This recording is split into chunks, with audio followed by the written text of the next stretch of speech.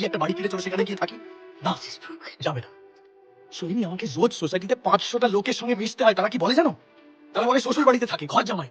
তুমি তো আমাদের খড়গপুরের বাড়িটা দেখেছো, অত বড় বাড়ি, অত জমি জমা, সেই ছেলে কিনা শ্বশুর বাড়িতে এসে থাকে। আমি কি একবারও তোমাকে বলেছি যে আমি যাবো না? আমি শুধু এইটুকু বলেছি যে নতুন একটা বাড়ি বা ফ্ল্যাট কেনা মানে টাকা খরচ করা।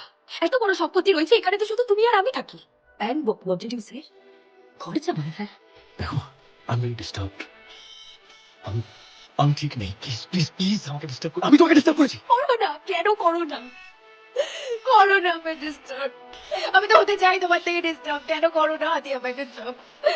তুমি আমার সাথে একটু কথাও বলো না আদি। সারাদিন শুধু স্টক মার্কেট, বিজনেস, ওটা আমার কাজ। ওটা আমার কাজ। তোমার তোমার যা খুশি তুমি করো। Do anything you want, just leave me alone. You have left me alone. Yes, you have left me alone.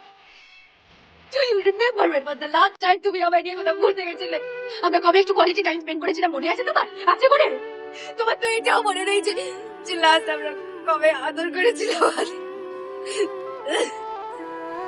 আমিও মানুষ আছি, আমি পুতুল নই, আমারও মন আছে, আমারও তুমি তুমি সব সময় না না, দর্শক হবে না, প্লিজ।